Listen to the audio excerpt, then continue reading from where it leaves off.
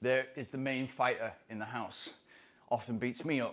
But why will Conor never fight in the UFC again? He's training for a fight right now with Michael Chandler. There's all sorts of tweets going out about this and about that, and he's still being the same old Conor. Why will he never fight again?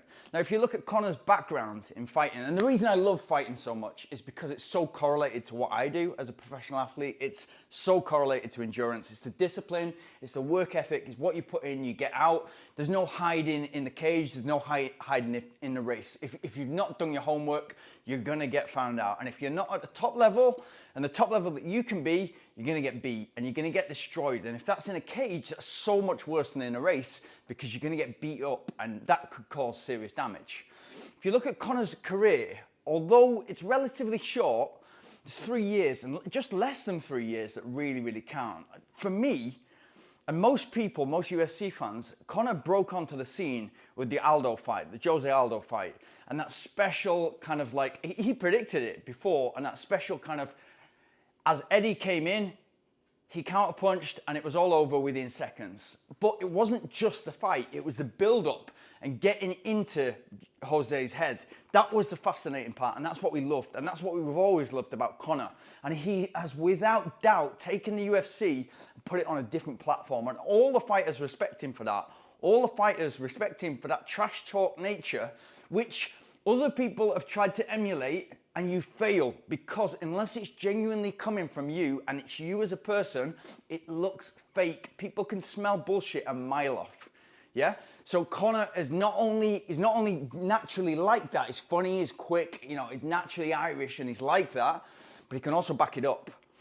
And less than 3 years later, so that was 2015, December 2015, and then October 2018, yeah, so 2 years and 10 months later, he got mauled by Khabib, got mauled. And throughout the trash talking and the build up to the fight, I was going to say race, the build up to the fight, Khabib was just very, very calm, collected, saw everything that Conor was bringing, but Conor disrespected his culture, his country, his religion.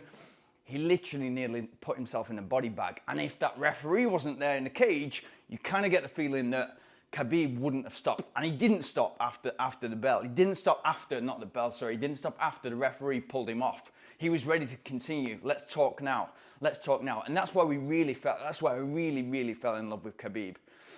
Now, it's not that I'm a massive Khabib, I am a massive Khabib fan, and I'm also a massive Conor fan. I'm a massive fan of the sport. But in 3 years, what happened? Now, Conor went off that victory with Aldo, and his secret weapon, he's got that massive, massive left hand. That secret weapon, he couldn't use as much on people like Nate Diaz. So he was stepping up to a fight, and then somebody pulled out. I can't remember who, but Nate stepped in with 10 days to go. And I remember this so well because it's all about energy systems. And Conor being Conor, just massive confidence all the time, but coming off the back of that Aldo win, thought he was invincible. And so decided to go from 155 up to fight at 170, up to a different weight class to be able to fight Nate on short notice at 10 days. And that was short notice for Nate. Nate had not been in a camp. Nate had just been triathlon training, endurance training, and was ready to go 5 rounds. And it was a famous moment where all of a sudden you saw Conor, I've not got that initial 5 minutes, that initial 7 minutes of kind of like, I'm going to come at you with everything. I'm ready to counterpunch. I'm ready to go for it. Nate wasn't falling for that. And Nate would take the punches. Nate has got a glass jaw. Nate has got a solid, rock solid iron jaw. Yeah? So you've got that. And then all of a sudden, Conor, you can see him get tired. And that's Conor's weakness. He doesn't have the muscle fibers. He doesn't have the slow twitch muscle fibers in order to go those longer rounds. So when it goes longer, there's less chance of him winning. And which means, think about it from his psychological standpoint, where he is right now. Why would he come back when he knows that people have figured him out now? People have figured out what they need to do. They've figured out the formula, what they need to do to beat Conor. And especially now he's gone heavier, so little chance of winning. So little chance of winning that somebody like Michael Chandler will take him apart. Dustin Poirier has just taken him apart twice, dismantled him with calf kicks. Yeah, he's understood what I need to do. And what you do with those calf kicks is you keep the fighter back, because he's so scared of getting calf kicked that, you know, you're so kind of hobbling around, and all of a sudden Dustin's just jumped on him and mauled him again.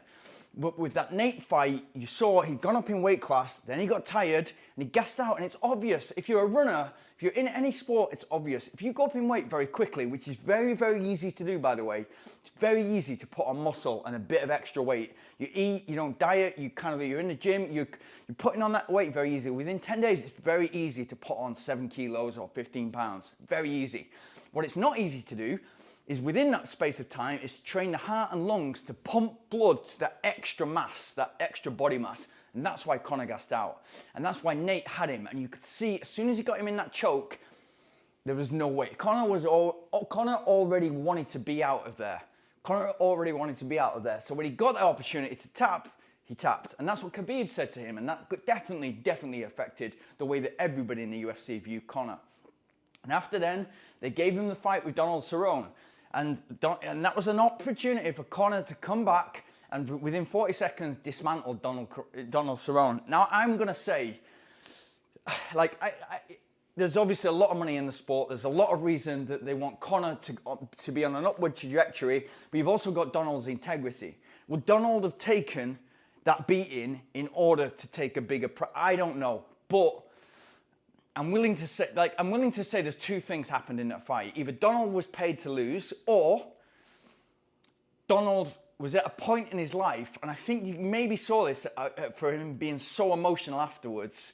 Donald was probably at a point in his life when he knew he was finished and he knew he was on his way out, and it was too much to take on Conor, and they both respected each other. It was too much to take on Conor at that stage in his career. He needs to go through the full camp, go through the full training in order to get ready for somebody like Conor, who's so unpredictable and so wild with that left punch that he maybe failed. But it could have been he was emotional after the fight because he hated himself for taking the money. So it could have been one of those two reasons. So after then, Conor felt Dustin, and as I said, Dustin mauled him twice, and there's no way he would go back against Dustin because Dustin's figured him out.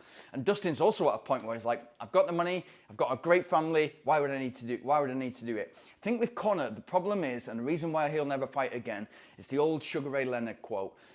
How much more difficult is it to get in a gym at 6 o'clock in the morning when you're sleeping in silk sheets? For Conor, what is he worth? Nearly $1 billion, or soon to be $1 billion.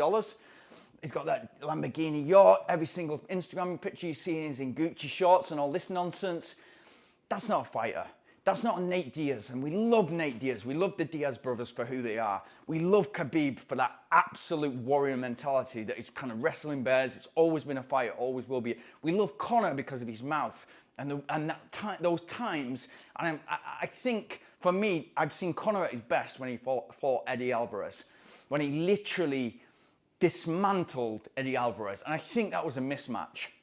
I feel that Eddie Alvarez had earned the credit to be able to be in the cage with Conor, but Conor just outclassed him. And, there was nothing Eddie could do. He was just hit from all angles. That was, for me, Conor at his best.